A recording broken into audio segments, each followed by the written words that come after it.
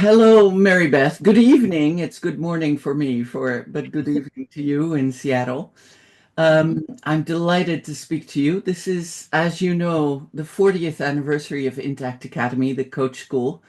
And I'm inviting all these people that have inspired me along the way to have a chat and to talk about their newest ideas about change and how coaching works. So you have been in my life for a long time because actually, Executive Coaching with Backbone and Heart was one of the first books I bought on executive coaching. So I'm really doubly delighted.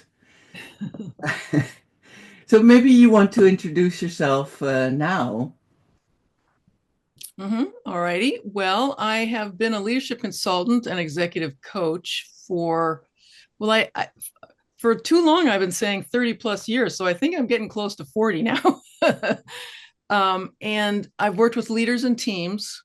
So not only one-to-one coaching with leaders, but also most of my work was live team coaching with leaders and teams.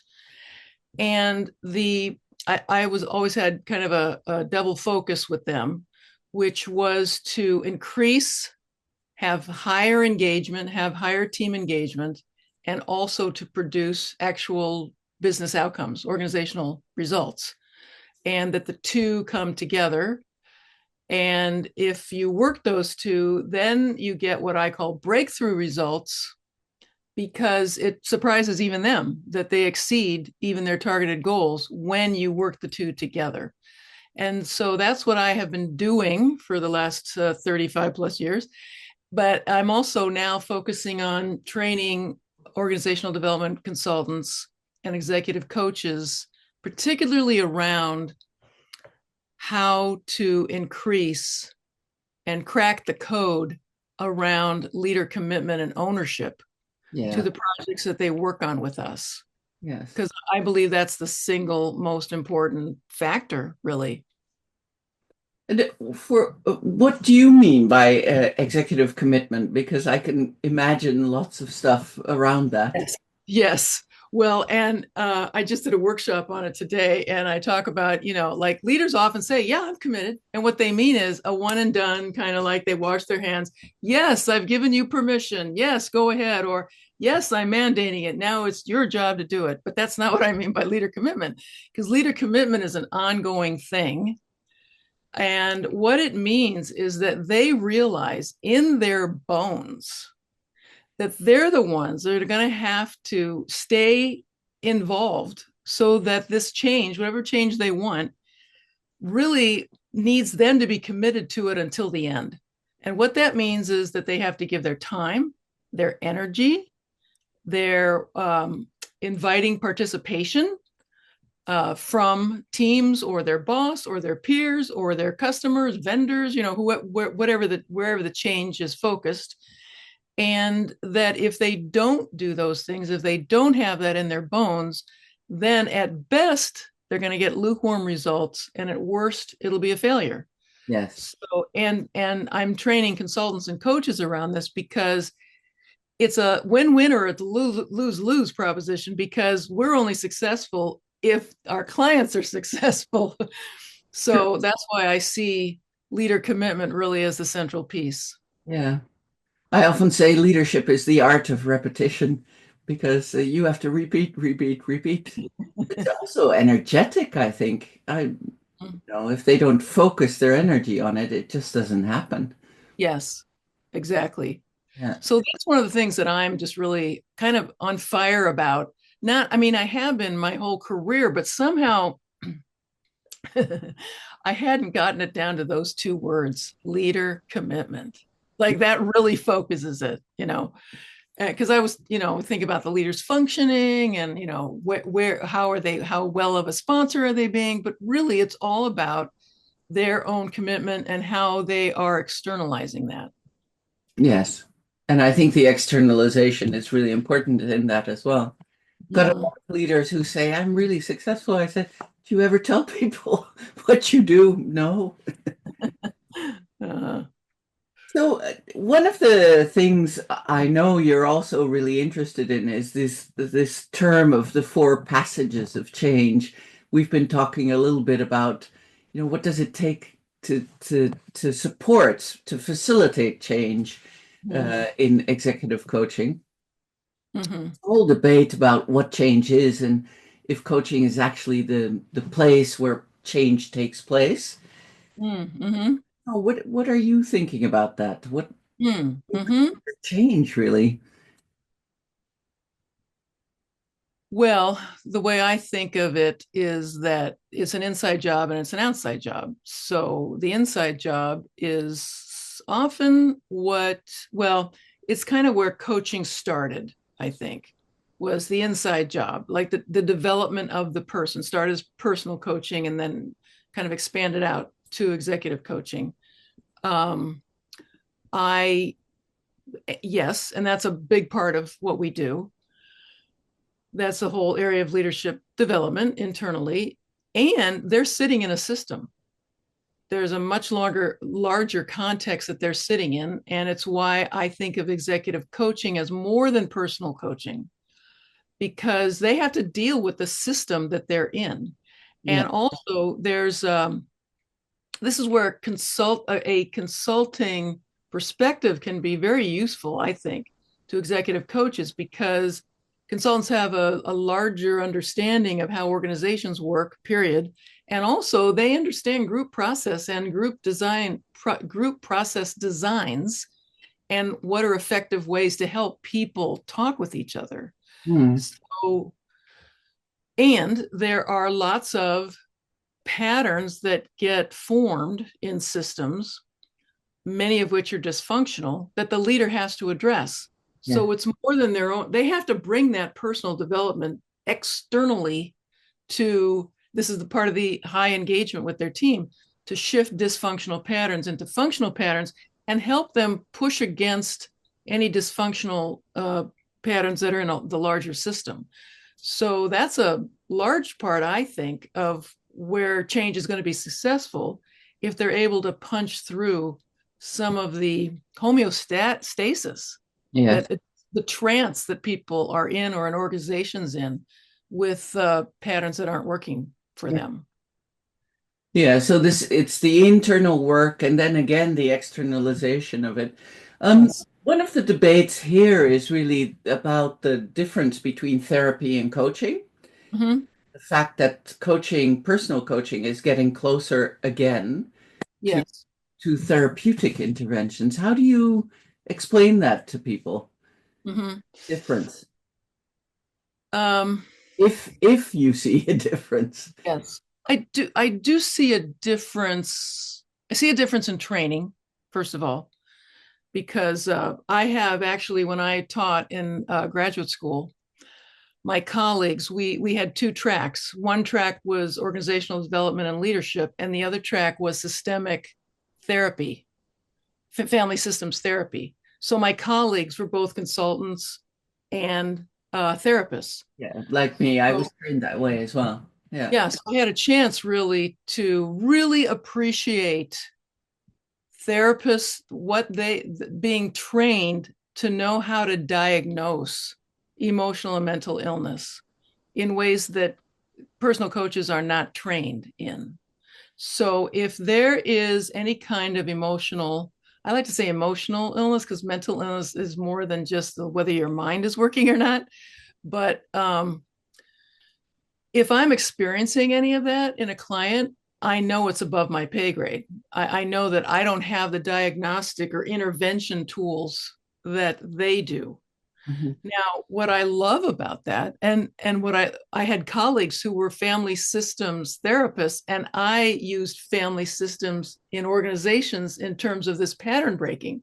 Yeah. So I knew that if I could refer a client to a family systems therapist, we would be working in concert with each other. We'd be kind of using a same worldview, and I would recommend, here's where I would recommend therapy to a client, is if they get what the change they need to make. There's no resistance to that.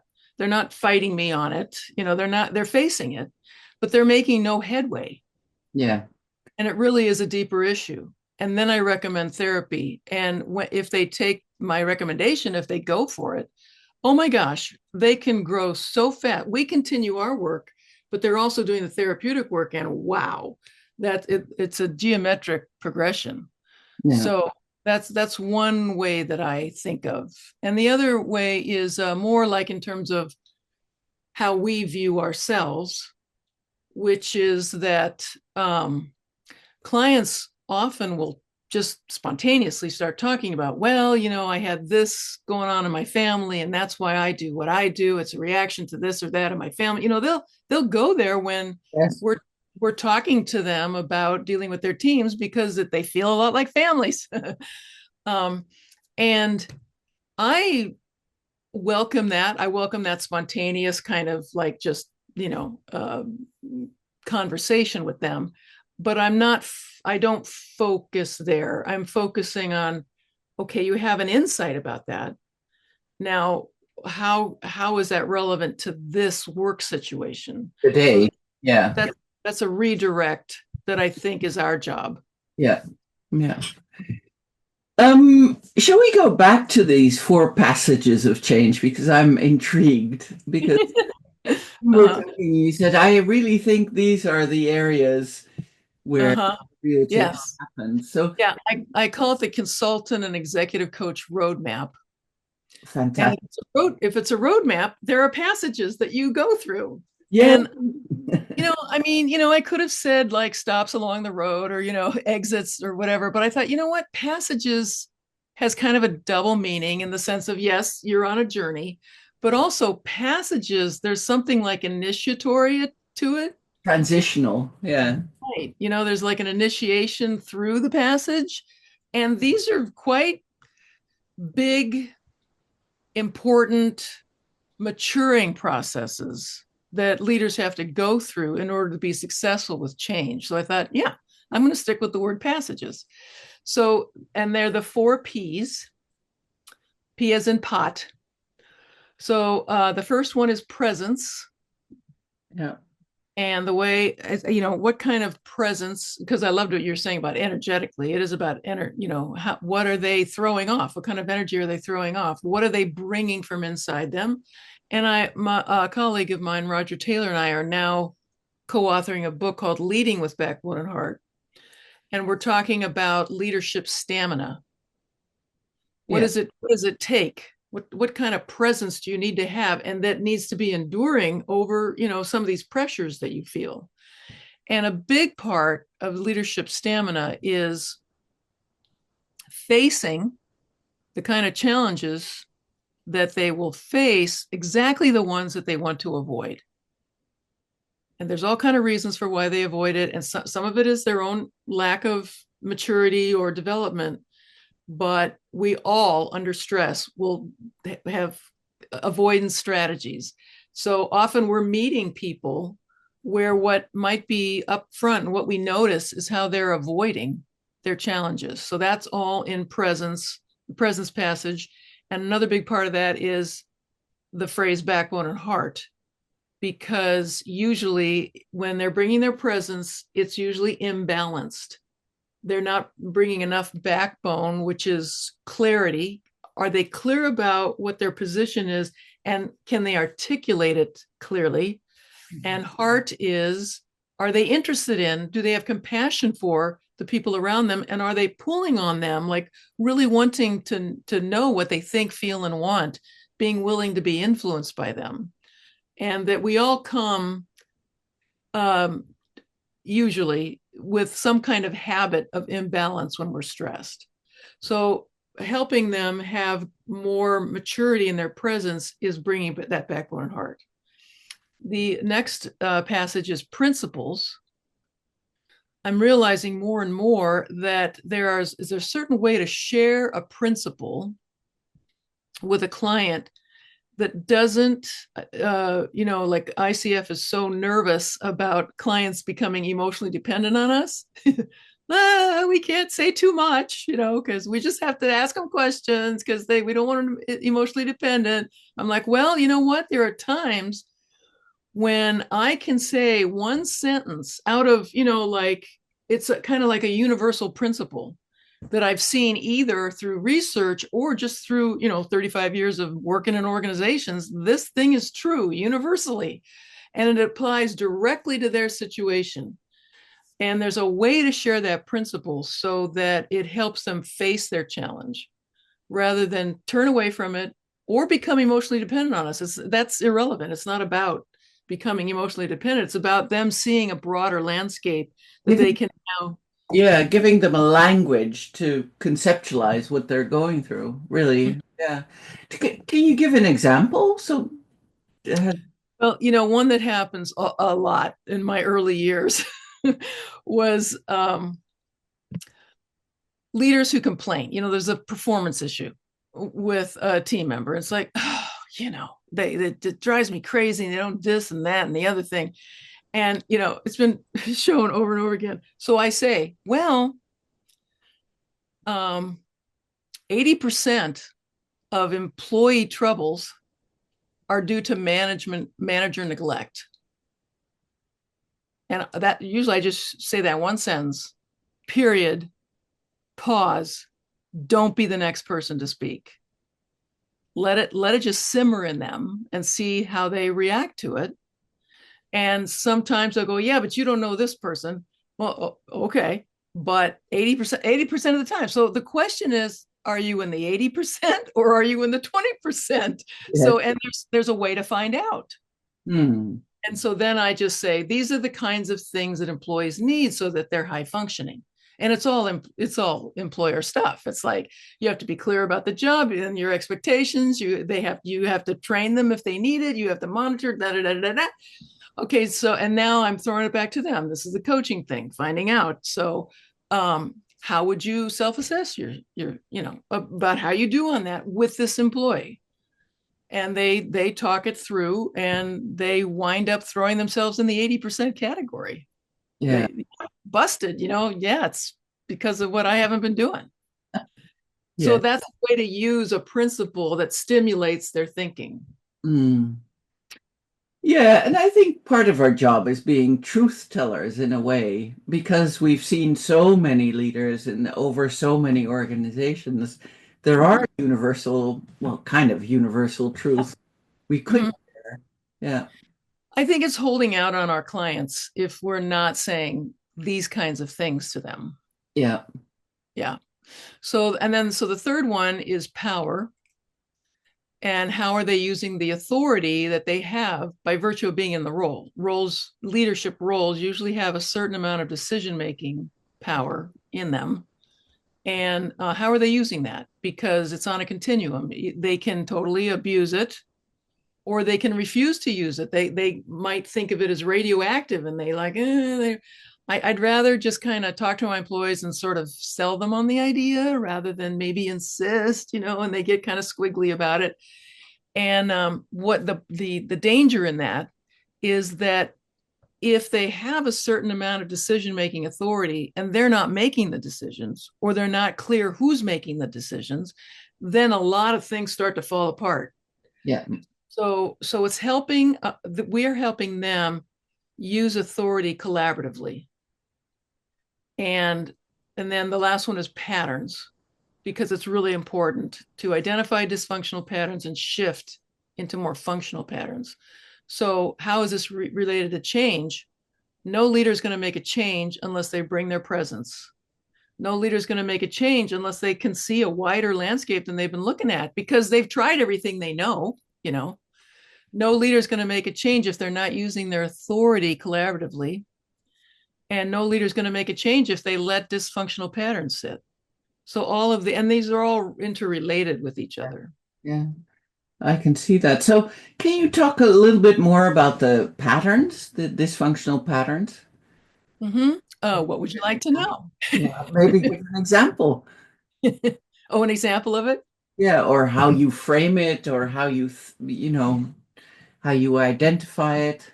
Mm-hmm. It's really fun to help a leader identify a pattern. So let's imagine this is a real client. I'll just call her Deborah. It's not her real name, to protect the guilty. And she was a command and control leader. and she had kind of a desperate situation on her hands because this was about July, as I recall, and they had a January to December financial year, and they had just landed a new client that they part of the deal was that they were going to take on the cost of the client onboarding, and it was $250,000, and it was not in their budget. And so they were going to blow a hole in the budget, and her boss was very unhappy about that. So she's trying to figure out, yikes, what are we going to do about this? But she's complaining to me about my team shows no initiative. Here the house is on fire and they're showing no initiative, and it's driving me crazy. And I tell them what to do, and they just do it, but they're not thinking outside the box, you know. And I've sat in on some of her meetings, and because I was going to do live team coaching, and I'm thinking to myself, I know exactly why they're just complying, because she's filling the space. She's not giving them. So then I sit down with the client, and I just draw a semicircle, a semicircle line with an arrow, and then a semicircle line with another arrow, so that we have finished a circle. And I put L on the top and T, team, on the bottom. And I talk about you and your team, all teams, are co-creating the way that you're interacting with each other. And you have a pattern. Every team has a pattern. Yeah. And you're in a pattern that you're really frustrated about. So what do they do that drives you crazy? And then she starts saying they don't take initiative. And I'm, writing this down on the board or whatever. And okay, and then what do you do? When they just sit there in that meeting, then what do you do? Well, then I'm forced to tell them what to do. So then I'm giving them every detail because they're not coming forward with it. Oh, okay, I get that. And then what do they do when you do that?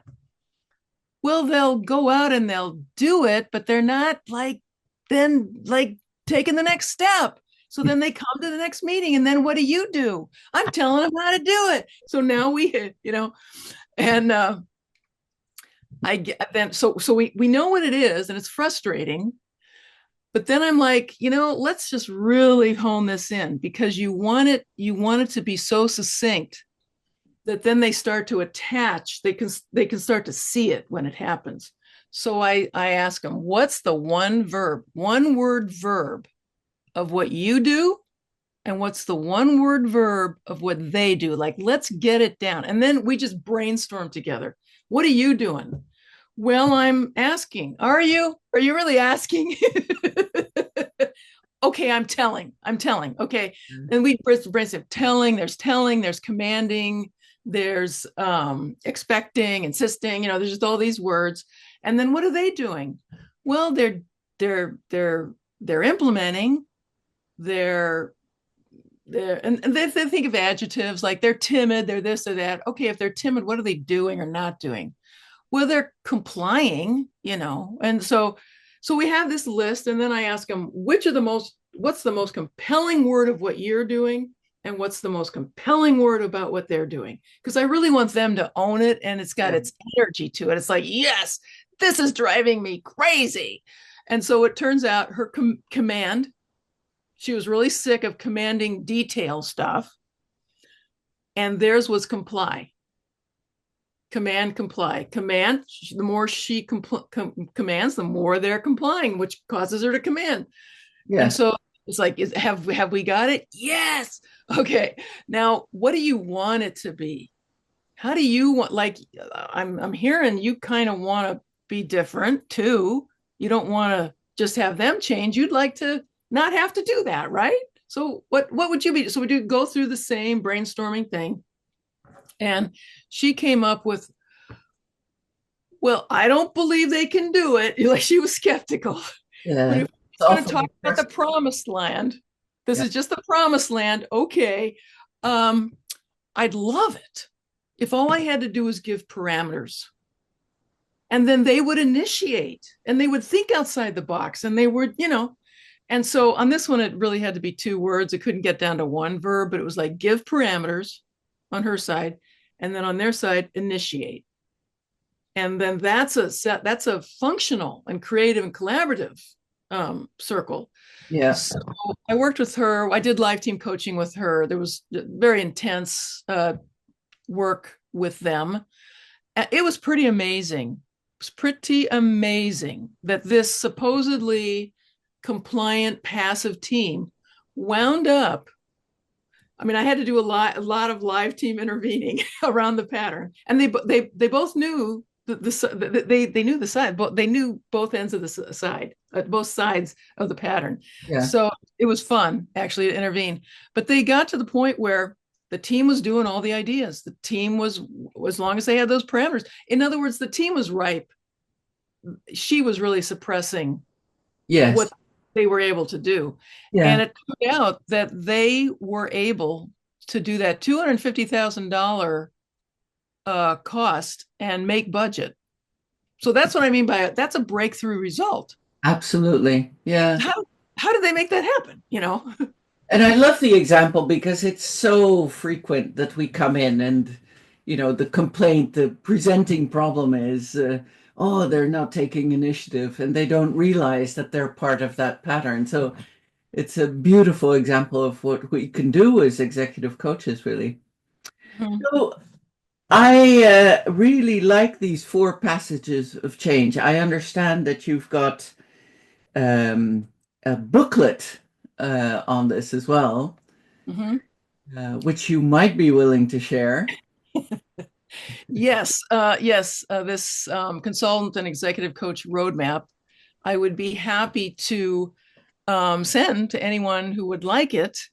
And as I was mentioning to you beforehand, I'm doing a massive changeover of platforms. So the most reliable way to get this is to just email me.